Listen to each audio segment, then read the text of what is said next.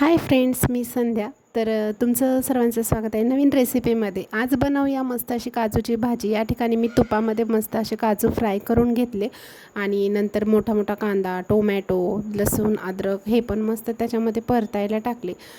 कधी हे गिरवीसाठी आपल्याला मोठं मोठंच व्यवस्थित परतून घ्यायचं कांदा, टोमॅटो, कारण आपल्याला मिक्सरला फिरवायचं असतं. या ठिकाणी काही काजूही घेतले, ते पण त्यामध्ये मी परतायला टाकले आणि मस्त मग त्यामध्ये नंतर पुन्हा थोडीशी खसखस टाकली, तीळ टाकली, चवीपुरतं मीठ टाकलं आणि छान असं मंद आचेवर लालसर होईपर्यंत परतून घेतलं.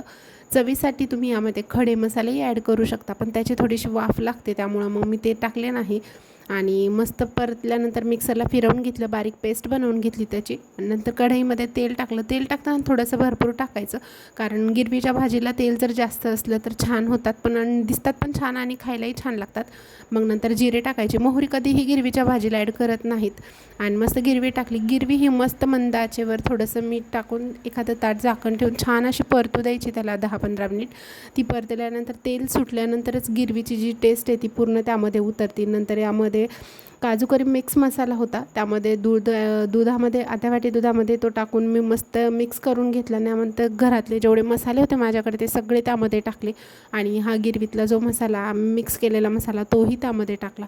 छान असं व्यवस्थित मंद आचेवरच सगळं काही करायचं, परतून घेतला. नंतर ताट झाकण ठेवून एक 5-10 मिनटासाठी पुन्हा त्याला वाफ दिली आणि नंतर थोडंसं पाणी टाकून मस्त अशी गिरवी बनवून घेतली. बघा किती सुंदर भाजी झाली, खूप छान झाली होती खायला. आवडल्यास लाईक करा, शेअर करा आणि नक्की एकदा ट्राय करून बघा, खूप छान लागते. आणि सबस्क्राईब करा. भेटूया पुन्हाच एका नवीन रेसिपीमध्ये. नमस्कार.